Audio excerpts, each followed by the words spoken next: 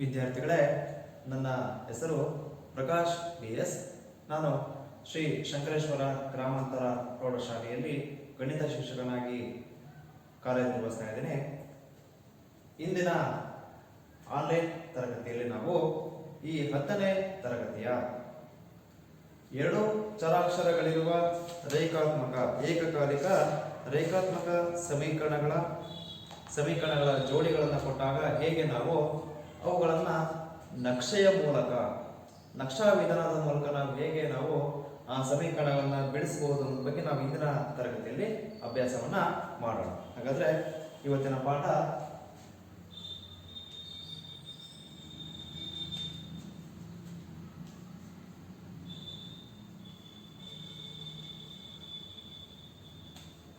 ಎರಡು ಚರಾಕ್ಷರಗಳಿರುವ ಏಕಕಾಲಿಕ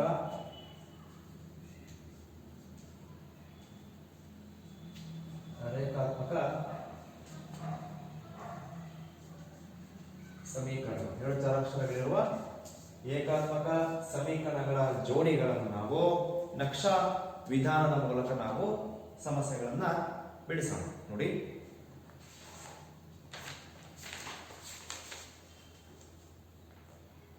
ನೋಡಿ, ಮೊದಲನೇ ಲೆಕ್ಕ x plus 3y is equal to 6. ಇನ್ನೊಂದು 2x minus 3y is equal to ಎಷ್ಟು? 12. ಅಂದ್ರೆ ನಿಮಗೆ ಎರಡು ಸಮೀಕರಣ ಕೊಟ್ಟಿದ್ದಾರೆ. x plus 3y is equal to 6 ಮತ್ತು 2x minus 3y is equal to ಎಷ್ಟು? 12. ಈಗ ಎರಡು ಚರಾಕ್ಷರಗಳಿರುವ ಏಕಕಾಲಿಕ ಸಮೀಕರಣಗಳನ್ನ ಕೊಟ್ಟಿದ್ದಾರೆ.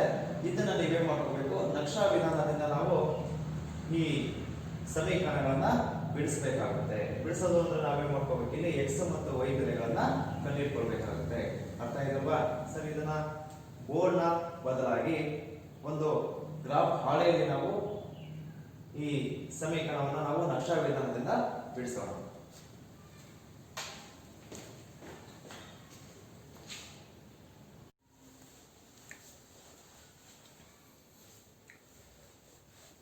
ಈಗ ಮೊದಲನೇ ಸಮೀಕರಣವನ್ನು ತೆಗೆದುಕೊಳ್ಳೋಣ. ಸರಿ, ಏನಿದೆ ಮೊದಲನೇ ಸಮೀಕರಣ? x plus 3y is equal to ಎಷ್ಟಿದೆ? 6 ಇದೆ. ಈಗ ನಾವು ಸಮೀಕರಣ ತಗೊಂಡ್ಮೇಲೆ ಏನು ಮಾಡಬೇಕಪ್ಪ ಅಂತಂದರೆ ಈ ಸಮೀಕರಣದಲ್ಲಿ y-ಅನ್ನು ಬಿಡಿಸ್ಕೋಬೇಕು. ಸರಿ, y-ಅನ್ನು ಬಿಡಿಸ್ಕೊಳ್ಬೇಕು ಅಂತಂದರೆ ಇಲ್ಲಿ 3y-ನ ಹಾಗೆ ಇಟ್ಕೊಳ್ಳಿ. ಈ x ಏನಾಗುತ್ತೆ? ಈ ಸೈಡ್ ಬರುತ್ತೆ. Therefore 3y is equal to 6 minus x ಆಗುತ್ತೆ. ಸರಿ, 3y is equal to 6 minus x ಆದರೆ y ಇಸ್ ಈಕ್ವಲ್ ಟು ಎಷ್ಟಾಗುತ್ತಪ್ಪ ಅಂತಂದರೆ ಈ 3 ಕೆಳಗಡೆ ಬರುತ್ತೆ. ಹಾಗಾಗಿ 6 ಮೈನಸ್ ಎಕ್ಸ್ ಡಿವೈಡೆಡ್ ಬೈ ಎಷ್ಟಾಗುತ್ತೆ? 3 ಆಗುತ್ತೆ. ಸರಿ, ಈಗ ನಾವೇನು ಮಾಡ್ಕೊಂಡ್ವಿ? ಮೊದಲನೇ ಸಮೀಕರಣದಲ್ಲಿ y-ಅನ್ನು ಬಿಡಿಸ್ಕೊಟ್ಟಿದೆ. ಹಾಗಾದರೆ y ಇಸ್ ಈಕ್ವಲ್ ಟು ಎಷ್ಟು ಬಂದಿದೆ? ಹಾಗಾದರೆ 6 ಮೈನಸ್ ಎಕ್ಸ್ ಡಿವೈಡೆಡ್ ಬೈ 3. ಸರಿ, y-ಅನ್ನು ಬಿಡಿಸ್ಕೊಂಡ್ಮೇಲೆ ಏನು ಮಾಡ್ಬೇಕು ನಾವೀಗ? ಈ ಸಮೀಕರಣಕ್ಕೆ ಒಂದು ಟೇಬಲನ್ನು ಹಾಕೋಬೇಕು. ಸರಿ, ಟೇಬಲ್ ಅಂದರೆ x y x, y. ಸರಿ, ಈಗ ನಾವೇನು ಮಾಡಬೇಕು? ಎಕ್ಸ್ಗೆ ಬೆಲೆಗಳನ್ನು ಕೊಡ್ತಾ ಹೋಗಬೇಕು. ಅದಕ್ಕೆ ತಕ್ಕಂಗೆ y ಬೆಲೆ ಏನು ಬರುತ್ತೋ ಅದನ್ನು ನಾವೇನು ಮಾಡ್ಕೋಬೇಕು? ಈ ಟೇಬಲಲ್ಲಿ ಹಾಕ್ಕೊಳ್ಬೇಕಾಗುತ್ತೆ. ಸರಿ, ಮೊದಲನೇದಾಗಿ ನಾವು ಈ ಎಕ್ಸ್ನ ಜಾಗದಲ್ಲಿ 0 ಹಾಕೋಣ. ಸರಿ, ಎಕ್ಸ್ ಜಾಗದಲ್ಲಿ 0 ಹಾಕೊಂಡಾಗ ಏನಾಗುತ್ತೆ? 6 ಮೈನಸ್ 0. 6 ಮೈನಸ್ 0 ಅಂತಂದರೆ ಎಷ್ಟಾಗುತ್ತೆ? 6 ಬರುತ್ತೆ. 6 ಡಿವೈಡೆಡ್ ಬೈ 3. 3ರಿಂದ ನಾವು 6 ಭಾಗಿಸಿದಾಗ ಎಷ್ಟೇ ಹೋಗುತ್ತಪ್ಪ ಅಂತಂದರೆ 2 ಹೋಗುತ್ತೆ. ಹಾಗಾಗಿ ನಮಗೆ ಎಕ್ಸ್ ಇಸ್ ಈಕ್ವಲ್ ಟು 0 ಹಾಕೊಂಡಾಗ y ಬೆಲೆ ಎಷ್ಟು ಬಂದಿದೆಯಪ್ಪ ಅಂತಂದರೆ 2 ಬಂದಿದೆ. ಹಾಗಾಗಿ ಬಿಂದು 0, 2 ಆಗುತ್ತೆ. ಸರಿ, ಈಗ ನಾವು ಇನ್ನೊಂದು ಬಿಂದುವನ್ನು ಕಂಡುಹಿಡ್ಕೊಳ್ಳೋಣ. ಈ ಎಕ್ಸ್ನ ಜಾಗದಲ್ಲಿ 3 ಹಾಕ್ಕೊಳ್ಳೋಣ. ಸರಿ, ಎಕ್ಸ್ನ ಜಾಗದಲ್ಲಿ 3 ಹಾಕೊಂಡಾಗ ಏನಾಗುತ್ತೆ? 6 ಮೈನಸ್ 3 ಅಂದರೆ 6ರಲ್ಲಿ 3 ಹೋದ್ರೆ ಎಷ್ಟು ಬರುತ್ತೆ? 3 ಬರುತ್ತೆ.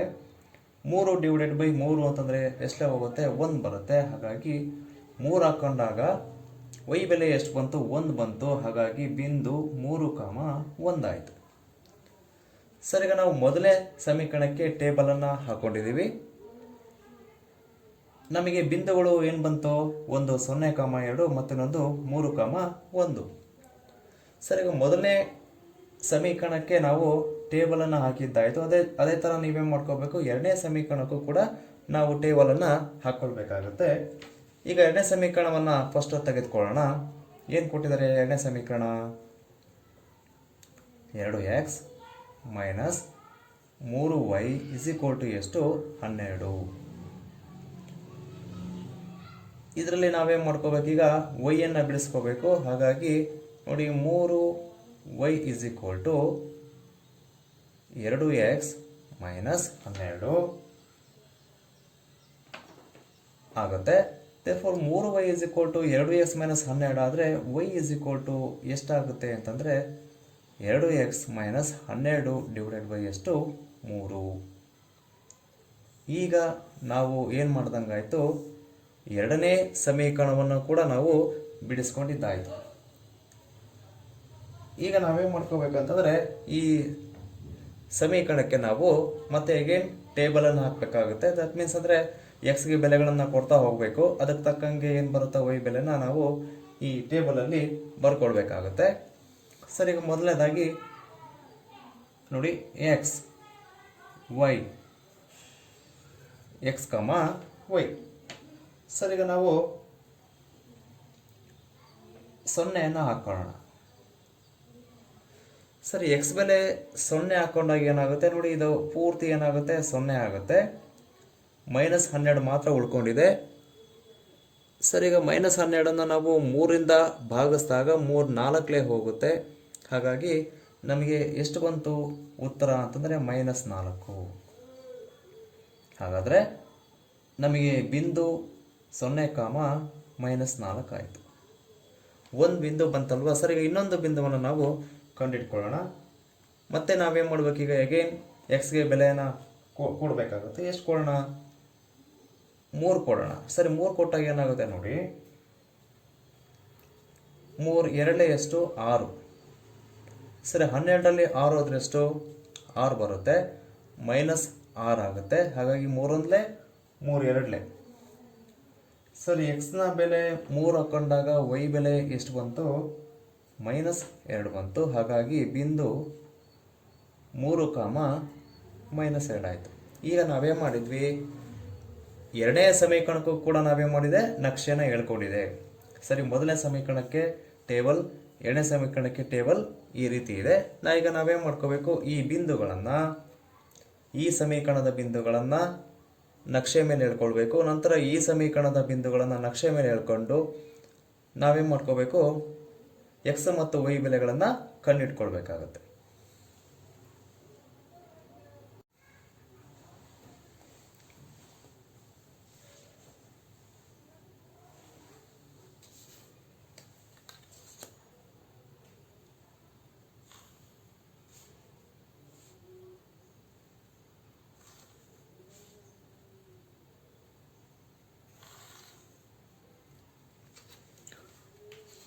ವಿದ್ಯಾರ್ಥಿಗಳೇ, ನಾವೀಗ ಈ ಎರಡು ಸಮೀಕರಣಗಳಿಗೆ ನಕ್ಷೆಯನ್ನು ಹಾಕಬೇಕಾಗುತ್ತೆ. ಮೊದಲನೇ ಸಮೀಕರಣಕ್ಕೆ ಒಂದು ನಕ್ಷೆ, ಎರಡನೇ ಸಮೀಕರಣಕ್ಕೆ ಇನ್ನೊಂದು ನಕ್ಷೆಯನ್ನು ಹಾಕಬೇಕಾಗುತ್ತೆ.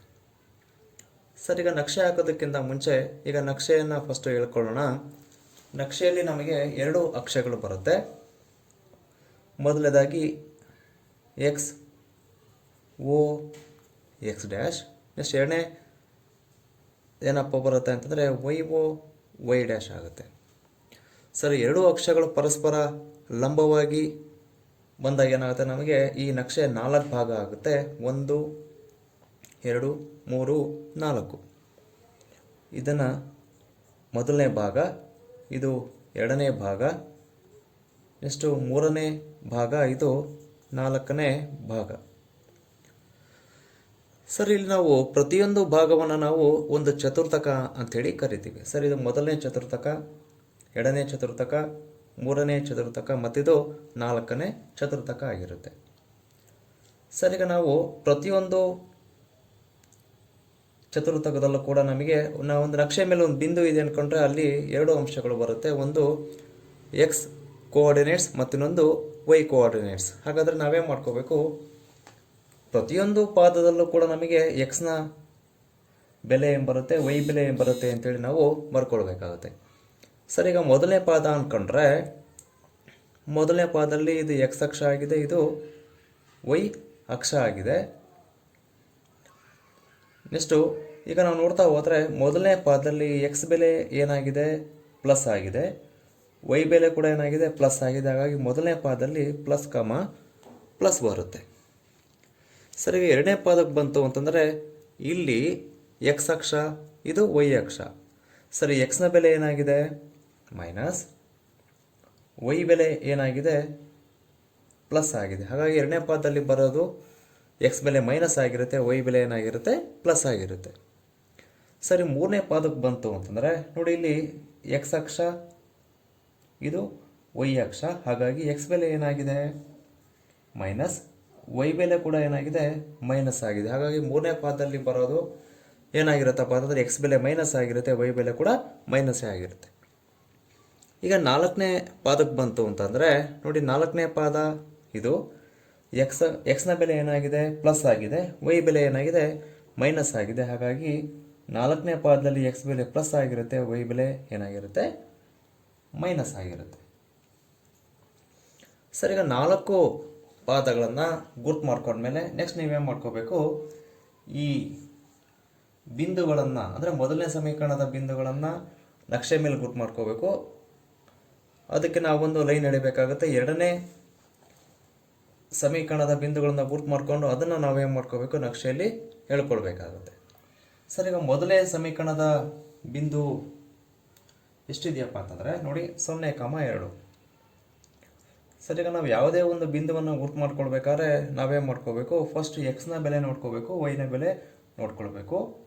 ಸರಿ, ಅದ ಆಧಾರದ ಮೇಲೆ ನಾವೇನು ಮಾಡ್ಕೋಬೇಕು, ಈ ಬಿಂದುವನ್ನು ಯಾವ ನಕ್ಷದಲ್ಲಿ ಗುರ್ತು ಮಾಡ್ಕೋಬೇಕು ಅಂತೇಳಿ ನೋಡ್ಕೊಳ್ಬೇಕಾಗುತ್ತೆ. ಸರಿ, ಇಲ್ಲಿ ಎಕ್ಸ್ ಬೆಲೆ ಏನಾಗಿದೆ, ಪ್ಲಸ್, ವೈ ಬೆಲೆ ಏನಾಗಿದೆ, ಪ್ಲಸ್. ಹಾಗಾಗಿ ಈ ಬಿಂದುವನ್ನು ಏನು ಮಾಡ್ಕೋಬೇಕು ನಾವು, ಎಕ್ಸ್ ಬೆಲೆ ಪ್ಲಸ್ ವೈ ಬೆಲೆ ಪ್ಲಸ್ ಬರೋ ಪಾದ ಯಾವುದಪ್ಪ ಅಂತಂದರೆ ಮೊದಲನೇ ಪಾದ. ಹಾಗಾಗಿ ನಾವೇನು ಮಾಡ್ಕೋಬೇಕು, ಈ ಬಿಂದುವನ್ನು ಮೊದಲನೇ ಪಾದದಲ್ಲಿ ಗುರ್ತು ಮಾಡ್ಕೊಳ್ಬೇಕು. ಸರಿ, ಮೊದಲನೇ ಪಾದದಲ್ಲಿ ಎಕ್ಸ್ ಬೆಲೆ ಎಷ್ಟಿದೆ, 0, ವೈ ಬೆಲೆ ಎಷ್ಟಿದೆ, 2. ಸರ್, ನಾವು ಯಾವಾಗಲೇ ಆಗಲಿ ನಕ್ಷೆಯಲ್ಲಿ ನಾವು ಒಂದು ಬಿಂದುವನ್ನು ಗುರ್ತು ಮಾಡ್ಕೊಳ್ಬೇಕಾದ್ರೆ ಏನು ಮಾಡಬೇಕಪ್ಪ ಅಂತಂದರೆ ಮೊದಲು ಎಕ್ಸ್ ಬೆಲೆನ ನೋಡ್ಕೊಳ್ಬೇಕು. ಅದರ ನೀಟಿನಲ್ಲಿ ನಾವೇನು ಮಾಡ್ಕೋಬೇಕು, ವೈ ಬೆಲೆಯನ್ನು ಗುರ್ತು ಮಾಡ್ಕೊಳ್ಬೇಕು. ಹಾಗಾದರೆ ಇಲ್ಲಿ ಮೊದಲನೇ ಪಾದ ಅಂದರೆ ಯಾವುದು, ಇದು ಮೊದಲನೇ ಪಾದ.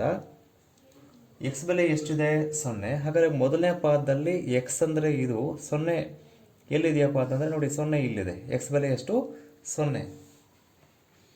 ಈಗ ವೈ ಬೆಲೆ ನಾವು ಗುರ್ತು ಮಾಡಬೇಕಲ್ವಾ. ಸರಿ, ವೈ ಬೆಲೆ ಎಷ್ಟಿದೆ, 2 ಇದೆ. ಸರಿ, ನಾವು ಮೊದಲನೇ ಪಾದದಲ್ಲಿ ಗುರ್ತು ಮಾಡ್ಕೋಬೇಕು ಅಂದರೆ ವೈ ಬೆಲೆ ನಾವು ಇಲ್ಲೇ ಗುರ್ತು ಮಾಡ್ಕೊಳ್ಬೇಕು. ಹಾಗಾಗಿ ನಮಗೆ ಮೊದಲನೇ ಬಿಂದು ಇಲ್ಲಿ ಬರುತ್ತೆ ಅಂತಂದರೆ ನೋಡಿ, ಇಲ್ಲಿದೆ. ಸರಿ, ಇದು 0,2 ಆಯಿತು. ನೆಕ್ಸ್ಟು ಇನ್ನೊಂದು ಬಿಂದುವನ್ನು ಗುರ್ತು ಮಾಡ್ಕೊಳ್ಳಿ. ಇನ್ನೊಂದು ಬಿಂದು ಎಷ್ಟು ಕೊಟ್ಟಿದ್ದಾರೆ ನಿಮಗೆ, 3,1. ಸರಿ, ಇದನ್ನು ನೋಡ್ತಾ ಹೋದರೆ ಇದು ಕೂಡ ನಮಗೆ ಎಕ್ಸ್ ಬೆಲೆ ಪ್ಲಸ್ ಇದೆ, ವೈ ಬೆಲೆ ಕೂಡ ಪ್ಲಸ್ ಇದೆ. ಹಾಗಾಗಿ ನಾವು ಇದನ್ನು ಏನು ಮಾಡ್ಕೋಬೇಕು, ನಾವು ಮೊದಲನೇ ಪಾದದಲ್ಲೇ ಗುರ್ತು ಮಾಡ್ಕೊಳ್ಬೇಕು. ಸರ್, ಈಗ ಮೊದಲು ಎಕ್ಸ್ ಬೆಲೆನ ನೋಡ್ಕೊಳ್ಳೋಣ. ಎಕ್ಸ್ ಬೆಲೆ ಎಷ್ಟು ಕೊಟ್ಟಿದ್ದಾರೆ, 3. ಸರ್, ಇದರಲ್ಲಿ ಎಕ್ಸ್ ಬೆಲೆ ಎಷ್ಟಿದೆಯಪ್ಪ ಅಂತಂದರೆ 3 ನೋಡಿ, ಇಲ್ಲಿ ಬರುತ್ತೆ. ಸರ್, ಇದು ನೇರದಲ್ಲಿ ವೈ ಬೆಲೆ ಎಷ್ಟು, 1 ಗುರ್ತು ಮಾಡ್ಕೊಳ್ಬೇಕು. ಇದ್ರ ನೇರದಲ್ಲಿ 1 ಎಲ್ಲಿ ಬರುತ್ತಪ್ಪ ಅಂತಂದರೆ ನೋಡಿ, ಇಲ್ಲಿ ಬರುತ್ತೆ. ಹಾಗಾಗಿ 3,1 ಬಿಂದು ನಮಗೆ ಎಲ್ಲಿ ಬರುತ್ತೆ ಅಂತಂದರೆ ಈ ನಿಟ್ಟಲ್ಲಿ ಬರುತ್ತೆ. ಹಾಗಾಗಿ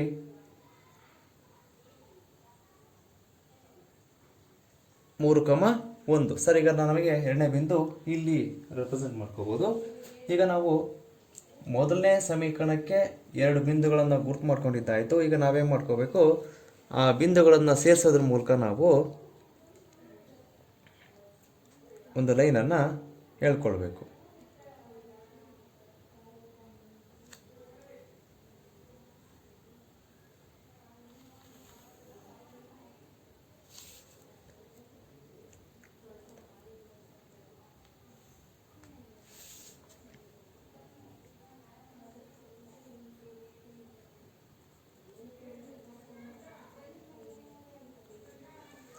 ಸರ್ ಈಗ ನಮಗೆ ನಾವೇನು ಮಾಡಿದ್ವಿ, ಈಗ ಮೊದಲನೇ ಸಮೀಕರಣದ ಟೇಬಲ್ಗೆ ನಾವು ನಕ್ಷೆನ ಹೇಳ್ಕೊಂಡಿದ್ದಾಯಿತು. ನಮಗೆ ನಕ್ಷೆ ಒಂದು ಸ್ಟ್ರೈಟ್ ಲೈನ್ ಬಂದಿದೆ.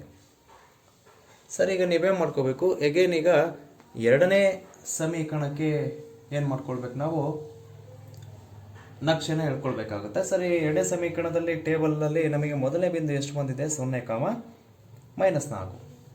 ಸರ್ ಇದರಲ್ಲಿ ಎಕ್ಸ್ ಬೆಲೆ ನೋಡಿ 0 ಪ್ಲಸ್ ಇದೆ, ಇನ್ನೊಂದು ಮೈನಸ್ ಇದೆ. ಹಾಗಾಗಿ ಪ್ಲಸ್ಸು ಮೈನಸ್ ಬರುವ ಪಾದ ಯಾವುದು ನೋಡಿ, ಇಲ್ಲಿದೆ ಅಲ್ವಾ, 4ನೇ ಪಾದ. ಸರ್ ಇದರಲ್ಲಿ ಈ ಬಿಂದುವನ್ನು ನಾವೇನು ಮಾಡ್ಕೋಬೇಕು, 4ನೇ ಪಾದದಲ್ಲಿ ಗುರ್ತು ಮಾಡ್ಕೊಳ್ಬೇಕು. 4ನೇ ಪಾದದಲ್ಲಿ ಎಕ್ಸ್ ಬೆಲೆ 0 ಎಲ್ಲಿದೆ ನೋಡಿ, ಇಲ್ಲಿದೆ.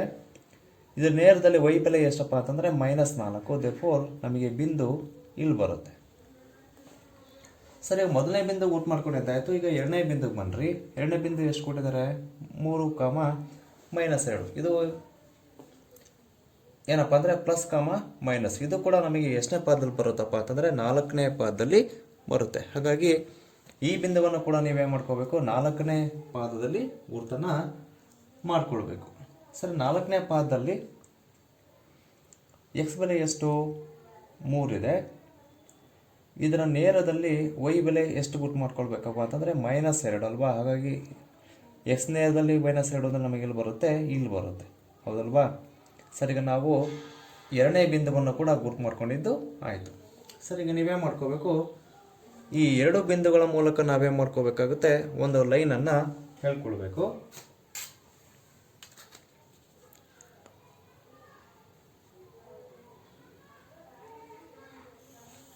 ಸರಿ, ಈ ರೀತಿ ನಾವೇನು ಮಾಡ್ಕೋಬೇಕು, ಒಂದು ಲೈನನ್ನು ಹೇಳ್ಕೊಂಡಾಗ ಏನಾಗುತ್ತೆ, ನಮಗೆ ಒಂದು ಸ್ಟ್ರೈಟ್ ಲೈನ್ ಬಂದಿದೆ, ಹೌದಲ್ವಾ.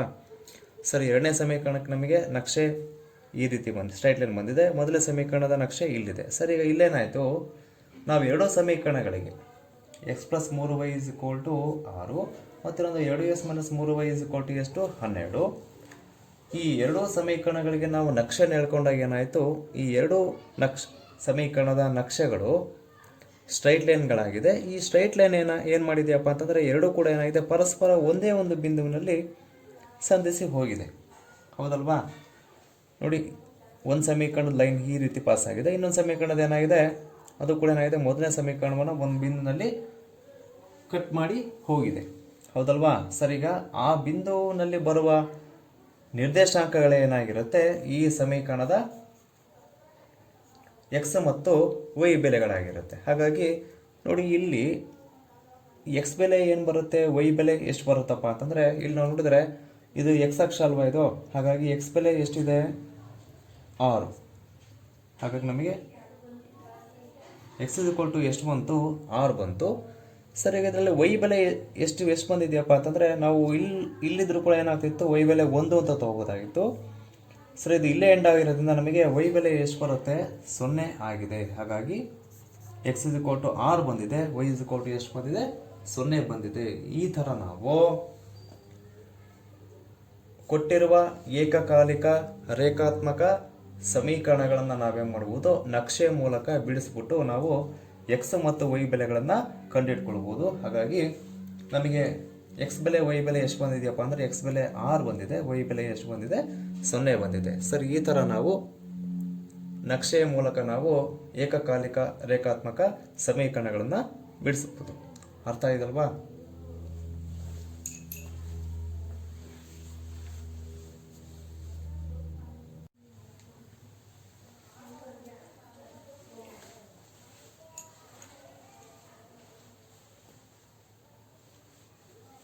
ವಿದ್ಯಾರ್ಥಿಗಳೇ, ನಾವೀಗ ಮತ್ತೊಂದು ಸಲ ಈ ಲೆಕ್ಕವನ್ನು ನೋಡೋಣ. ಇಲ್ಲಿ ಕೊಟ್ಟಿರುವ ಲೆಕ್ಕ ಏನಪ್ಪ ಅಂತಂದರೆ, ನಿಮಗೆ ಎರಡು ಸಮೀಕರಣವನ್ನು ಕೊಟ್ಟಿದ್ದಾರೆ. ಒಂದು x + 3y = 6, ಇನ್ನೊಂದು 2x - 3y = ಎಷ್ಟು ಕೊಟ್ಟಿದ್ದಾರೆ, 12 ಕೊಟ್ಟಿದ್ದಾರೆ. ಸರ್, ಈಗ ನಾವೇನು ಮಾಡಬೇಕು, ಈ ಸಮೀಕರಣಗಳನ್ನು ನಕ್ಷೆಯ ಮೂಲಕ ಬಿಡಿಸಬೇಕು. ಸರ್, ಈಗ ನಾವು ನೇರವಾಗಿ ಸಮೀಕರಣಕ್ಕೆ ನಕ್ಷೆನ ಎಳೆಯೋದಕ್ಕೆ ಬರೋದಿಲ್ಲ. ಹಾಗಾಗಿ ನಕ್ಷೆಗಳು ಎಳಿಬೇಕು ಅಂದರೆ ನಮಗೇನು ಬೇಕು, ನಮಗೆ ಬಿಂದುಗಳ ಅವಶ್ಯಕತೆ ಇದೆ. ಹಾಗಾಗಿ ನಾವೇನು ಮಾಡ್ಕೋಬೇಕು, ಈ ಸಮೀಕರಣಗಳನ್ನು ತಗೊಂಡು ಏನು ಮಾಡ್ಕೋಬೇಕು, ನಾವು ಟೇಬಲ್ಗಳನ್ನು ಹಾಕಬೇಕಾಗುತ್ತೆ. ಸರ್, ಈಗ ನಾವು ಟೇಬಲ್ ಹಾಕೋದಕ್ಕಿಂತ ಮುಂಚೆ ಏನು ಮಾಡ್ಕೋಬೇಕು, ಈಗ ನಾವು ಮೊದಲನೇ ಸಮೀಕರಣವನ್ನು ತೆಗೆದುಕೊಳ್ಳೋಣ. ಎಷ್ಟಿದೆ ಮೊದಲನೇ ಸಮೀಕರಣ? X plus 3y = 6. ಸರ್, ಈಗ ಒಂದು ಸಮೀಕರಣವನ್ನು ತಗೊಂಡ್ಮೇಲೆ ನಾವೇನು ಮಾಡಬೇಕು, ಅದರಲ್ಲಿ y ಬಿಡಿಸ್ಕೊಳ್ಬೇಕು. ಸರಿ, y ಎಷ್ಟು ಇಲ್ಲಿ ಏನು ಕೊಟ್ಟಿದ್ದಾರಪ್ಪ ಅಂದರೆ 3y ಇದೆಯಲ್ವಾ, ಸಂಪೂರ್ಣವಾಗಿ ಹಾಗೆ ಇಟ್ಕೊಂಡ್ರೆ ಈ ಎಕ್ಸ್ ಏನಾಗುತ್ತೆ, ಈ ಸೈಡ್ ಬರುತ್ತೆ. ಹಾಗಾಗಿ ಏನಾಗುತ್ತೆ, -x ಆಗುತ್ತೆ. ಹಾಗಾಗಿ 3y ಎಷ್ಟು ಬಂತು ಅಂದರೆ 6 - x ಆಯಿತು. ಸರಿ, 3y 6 - x ಆದರೆ ನಮಗೆ ಬೇಕಾಗಿರೋದು 3y ಅಲ್ಲ, y ಅಲ್ವಾ. ಹಾಗಾಗಿ y ಏನಾಗುತ್ತೆ, 6 - x/3 ಆಯಿತು. ಈಗ ನಾವೇನು ಮಾಡ್ಕೊಂಡ್ವಿ, ಮೊದಲನೇ ಸಮೀಕರಣವನ್ನು ತೆಗೆದುಕೊಂಡು ಅದರಲ್ಲಿ y ಬಿಡಿಸ್ಕೊಂಡಿದೆ, ಹೌದಲ್ವಾ. ಸರ್, ಈಗ y ಬಿಡಿಸ್ಕೊಂಡ್ಮೇಲೆ ನಾವೇನು ಮಾಡ್ಕೋಬೇಕು, ಇಲ್ಲಿ ಎಕ್ಸ್ಗೆ ನೋಡಿ y 6 - x/3 ಅಂತ ಇದೆಯಲ್ವ. ಇಲ್ಲಿ ನಾವೇನು ಮಾಡ್ಕೋಬೇಕು, ಎಕ್ಸ್ಗೆ ಬೆಲೆಗಳನ್ನು ಕೊಡ್ತಾ ಹೋಗಬೇಕು. ಅದಕ್ಕೆ ತಕ್ಕಂಗೆ y ಬೆಲೆ ಏನು ಬರುತ್ತೋ ಅದನ್ನು ನಾವೇನು ಮಾಡ್ಕೋಬೇಕು, ಒಂದು ಟೇಬಲಲ್ಲಿ ಅದನ್ನು ಬರ್ಕೊಳ್ಬೇಕಾಗತ್ತೆ. ಹಾಗಾಗಿ ನೋಡಿ, ಟೇಬಲ್ ಈ ರೀತಿ ಇದೆ, ಎಕ್ಸ್ ವೈ ಎಕ್ಸ್ ವೈ. ಹಾಗಂದರೆ ಎಕ್ಸ್ಗೆ ಬೆಲೆಗಳನ್ನು ಕೊಡ್ತಾ ಹೋಗಬೇಕು. ಅದಕ್ಕೆ ತಕ್ಕಂಗೆ ವೈ ಬೆಲೆ ಏನು ಬರುತ್ತೋ ಬರ್ಕೊಳ್ಬೇಕು. ಒಟ್ಟು ಬಿಂದುವನ್ನು ನಾವು ಇಲ್ಲಿ ಬರ್ಕೊಳ್ಬೋದು. ಹಾಗಾಗಿ ಮೊದಲು ನಾವು ಯಾವ ಬೆಲೆಯನ್ನು ಕೊಟ್ಟಿದ್ದೀವಪ್ಪ ಅಂತಂದರೆ 0 ಕೊಟ್ಟಿದ್ದೀವಿ. ಸರಿ, ಎಕ್ಸ್ ಜಾಗದಲ್ಲಿ 0 ಹಾಕೊಂಡಾಗ ಏನಾಯಿತು ನೋಡಿ, 6 - 0. 6ರಲ್ಲಿ 0 ಹೋದರೆ ಎಷ್ಟು ಬರುತ್ತೆ, 6 ಬರುತ್ತೆ. ಹಾಗಾಗಿ 6 / 3, 3 ಒಂದಲೇ 3 2 6.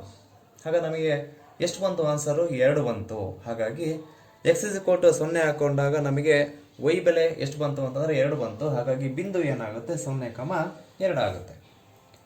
ನೆಕ್ಸ್ಟು 3 ಹಾಕೊಂಡಾಗ ಏನು ಬರುತ್ತೆ ನೋಡಿ, 6ರಲ್ಲಿ 3 ಹೋದರೆ 3, 3/3. ಸರಿ, 1 ಬಂತಲ್ವಾ. ಹಾಗಾಗಿ ಬಿಂದು ಏನು ಬರುತ್ತೆ, 3, 1 ಆಯಿತು. ಈಗ ನಾವೇನು ಮಾಡಿದ್ವಿ, ಮೊದಲನೇ ಸಮೀಕರಣಕ್ಕೆ ಒಂದು ಟೇಬಲನ್ನು ಹಾಕ್ಕೊಂಡಿದ್ದೀವಿ. ನಮಗೆ 2 ಬಿಂದುಗಳು ಬಂದಿದೆ ಅಲ್ವಾ.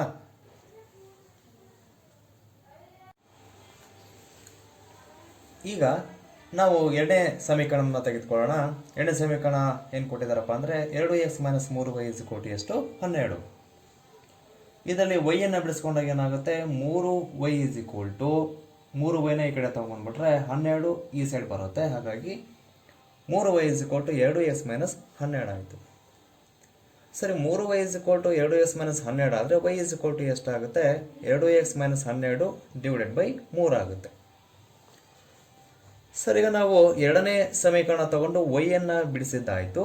ಇಲ್ಲೂ ಕೂಡ ನೀವೇನು ಮಾಡ್ಕೋಬೇಕು, ಎಕ್ಸ್ಗೆ ಬೆಲೆಯನ್ನು ಕೊಡ್ತಾ ಹೋಗಬೇಕು. ಅದಕ್ಕೆ ತಕ್ಕಂಗೆ y ಬೆಲೆ ಏನು ಬರುತ್ತೋ ಅದನ್ನು ನಾವು ಈ ಟೇಬಲಲ್ಲಿ ಬರ್ಕೊಳ್ಬೇಕು. ಸರಿ, ಈಗ ಮೊದಲು ಎಕ್ಸ್ ಜಾಗದಲ್ಲಿ 0 ಹಾಕ್ಕೊಳ್ಳೋಣ. 0 ಹಾಕೊಂಡಾಗ ಏನಾಗುತ್ತೆ, ಹೋಲ್ ಎಷ್ಟಾಗುತ್ತೆ, 0 ಆಗುತ್ತೆ. ಉಳ್ಕೊಂಡಿದ್ದೆಷ್ಟು, -12 / 3. ಸರಿ, 3ರಿಂದ ನಾವು 12 ಭಾಗಿಸಿದಾಗ ಏನಾಗುತ್ತೆ, 3 4 ಹೋಗುತ್ತೆ, ಮೈನಸ್ ಇದೆ. ಹಾಗಾಗಿ ಎಷ್ಟು ಬಂತು, -4 ಬಂತು.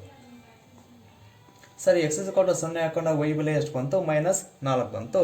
ಅದೇ ಥರ ನಾವು ಇನ್ನೊಂದು ಬೆಲೆನ ಹಾಕೋಣ. ಎಷ್ಟು ಹಾಕೊಳ್ಳೋಣಪ್ಪ ಅಂತಂದರೆ 3 ಹಾಕ್ಕೊಂಡಿದ್ದೀವಿ ನೋಡಿ. ಸರಿ, x 3 ಹಾಕೊಂಡಾಗ ಏನಾಗುತ್ತೆ, 3 2 6. 12ರಲ್ಲಿ 6 ಹೋದರೆ ಎಷ್ಟು, 6, -6 ಬಂತು. -6 / 3 ಅಂತಂದರೆ 3 2 6.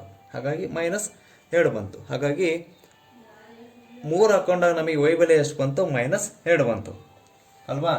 ಸರಿ, ಈಗ ನಾವೇನು ಮಾಡಿದ್ದೀವಿ, ಮೊದಲನೇ ಸಮೀಕರಣಕ್ಕೆ ಟೇಬಲ್ ಹಾಕೊಂಡು 2 ಬಿಂದುಗಳನ್ನು ಕಂಡುಹಿಡ್ಕೊಂಡಿದ್ದೀವಿ. ಎರಡನೇ ಸಮೀಕರಣಕ್ಕೆ ನಾವು ಟೇಬಲ್ ಹಾಕೊಂಡು ಮತ್ತೆ 2 ಬಿಂದುಗಳನ್ನು ಕಂಡುಹಿಡ್ಕೊಂಡಿದ್ದೀವಿ. ಸರಿ, ಈಗ ನೀವೇನು ಮಾಡ್ಕೋಬೇಕು, ಮೊದಲನೇ ಟೇಬಲನ್ನು ನಕ್ಷೆಯಲ್ಲಿ ಹೇಳ್ಕೋಬೇಕು. ಎರಡನೇ ಟೇಬಲ್ನ ಬಿಂದುಗಳನ್ನು ಮತ್ತೆ ನಾವು ನಕ್ಷೆಯಲ್ಲಿ ಗುರ್ತು ಮಾಡ್ಕೊಳ್ಬೇಕು. ಸರಿ, ಮೊದಲನೇ ಟೇಬಲ್ದು ಎಷ್ಟು ಬಂದಿದೆ, 0, 2 ನಮಗೆ ಮೊದಲನೇ ಪಾದದಲ್ಲಿ ಬರುತ್ತೆ. ಹಾಗಾಗಿ 0, 2 ಬಂತು. ನೆಕ್ಸ್ಟು ಎರಡನೇ ಬಿಂದು ಎಷ್ಟಿದೆ, 3, 1. ಅದು ಕೂಡ ಏನಾಗುತ್ತೆ, ಮೊದಲನೇ ಪಾದದಲ್ಲೇ ಬರುತ್ತೆ. ಹಾಗಾಗಿ 3, 1. ಸರ್, ಈಗ ನಾವು 2 ಬಿಂದುಗಳನ್ನು ಗುರ್ತು ಮಾಡ್ಕೊಂಡ್ಮೇಲೆ ಇಲ್ಲೊಂದು ಬಿಂದು ಬಂದಿದೆ, ಇಲ್ಲೊಂದು ಬಿಂದು ಬಂದಿದೆ. ಸರ್, ಅದನ್ನು ನಾವೇನು ಮಾಡ್ಕೋಬೇಕು, ಅದನ್ನು ಸೇರಿಸೋ ಥರ ಒಂದು ಲೈನನ್ನು ಹೇಳ್ಕೊಂಡ್ರೆ ಏನಾಗುತ್ತೆ, ಆ ಲೈನ್ ಇಲ್ಲಿವರೆಗೂ ಪಾಸಾಗಿ ಹೋಗುತ್ತೆ. ಈಗ ನೆಕ್ಸ್ಟ್ ಏನು ಮಾಡ್ಕೋಬೇಕು ನಾವು, ಎರಡನೇ ನಕ್ಷೆಯ ಬಿಂದುಗಳನ್ನು ಮತ್ತೆ ನಾವು ಇಲ್ಲಿ ನಕ್ಷೆ ಮೇಲೆ ಗುರುತು ಮಾಡ್ಕೊಳ್ಬೇಕು. ಸರಿ, ಮೊದಲನೇ ಬಿಂದು ಎಷ್ಟಿದೆಯಪ್ಪ ಅಂದರೆ 0, -4. ಇದು ಎಷ್ಟನೇ ಪಾದದಲ್ಲಿ ಬರುತ್ತೆ? 4ನೇ ಪಾದದಲ್ಲಿ ಬರುತ್ತೆ. ಸರಿ, 4ನೇ ಪಾದದಲ್ಲಿ 0, -4 ಅಂದರೆ ಇಲ್ಲಿ ಬರುತ್ತೆ, ಹೌದಲ್ವಾ? ನೆಕ್ಸ್ಟ್ ಈಗ ಎರಡನೇ ಬಿಂದುವನ್ನು ಗುರುತು ಮಾಡ್ಕೊಳ್ಳೋಣ. ಎಷ್ಟಿದೆ? 3, -2. ನೋಡಿ, 3, -2 ಅಂದರೆ ನಮಗೆ ಬಿಂದು ಇಲ್ಲಿ ಬರುತ್ತೆ. ಸರಿ, ಎರಡು ಬಿಂದುಗಳನ್ನು ಸೇರಿಸೋದ್ರ ಮೂಲಕ ನಾವು ಹೇಳ್ಕೊಂಡಾಗ ಏನಾಗುತ್ತೆ, ಅದು ಎರಡು ಈ ರೀತಿ ಸ್ಟ್ರೈಟ್ ಲೈನಲ್ಲಿ ಹೋಗುತ್ತೆ. ಎರಡೂ ಕೂಡ ಲೈನ್ಗಳು ಏನಾಗುತ್ತೆ, ನಮಗೆ ಒಂದು ಬಿಂದುವಿನ ಮೂಲಕ ಸಂಧಿಸಿ ಹೋಗುತ್ತೆ. ಅಂದರೆ ಮೊದಲನೇ ಸಮೀಕರಣದ ನಕ್ಷೆ ಎರಡನೇ ಸಮೀಕರಣದ ನಕ್ಷೆ ಏನಾಗುತ್ತೆ, ಒಂದು ಕಡೆ ಮೀಟ್ ಮಾಡಿ ಹೋಗುತ್ತಲ್ವಾ? ಸರಿ, ಆ ಬಿಂದುವಿನಲ್ಲಿ ಬರುವ ನಿರ್ದೇಶಾಂಕಗಳೇ ಏನಾಗಿರುತ್ತಪ್ಪ ಅಂತಂದರೆ ಈ ಸಮೀಕರಣದ ಎಕ್ಸ್ ಮತ್ತು ವೈ ಬೆಲೆಗಳಾಗಿರುತ್ತೆ. ಸರಿ, ಈಗ ಇಲ್ಲಿ ನಮಗೆ ಎಕ್ಸ್ ಬೆಲೆ ಎಷ್ಟು ಬಂದಿದೆ? 6 ಇದೆ. ವೈ ಬೆಲೆ ಎಷ್ಟಿದೆ? 0 ಇದೆ. ಹಾಗಾಗಿ ಎಕ್ಸ್ = 6 ಬಂತು, ವೈ = ಎಷ್ಟು ಬಂದಿದೆ? 0 ಬಂದಿದೆ. ಈ ಥರ ನಾವು ಎರಡು ಏಕಕಾಲಿಕ ರೇಖಾತ್ಮಕ ಸಮೀಕರಣಗಳನ್ನು ಕೊಟ್ಟಾಗ ನಾವು ನಕ್ಷೆಯ ಮೂಲಕ ನಾವು ಆ ಸಮೀಕರಣವನ್ನು ಬಿಡಿಸ್ಬೋದು. ಅರ್ಥ ಆಗಿದೆಯಾ? ಸರಿ, ಇಂದಿನ ತರಗತಿ ಇಲ್ಲಿಗೆ ಮುಕ್ತಾಯ ಆಗುತ್ತೆ. ಧನ್ಯವಾದಗಳು.